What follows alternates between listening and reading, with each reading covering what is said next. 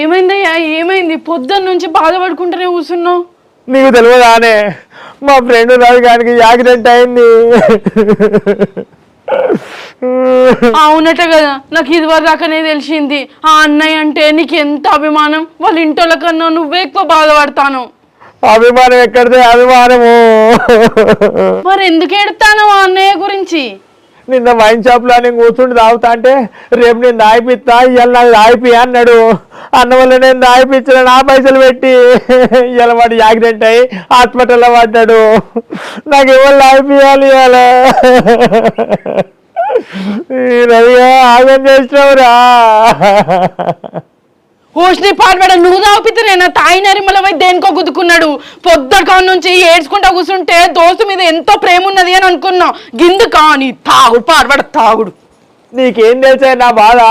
తాగిపిస్తానన్నాడు, తాగిపియకుంటే తాగితోని బాధలు ఎట్లుంటాయో నీకేమెరక?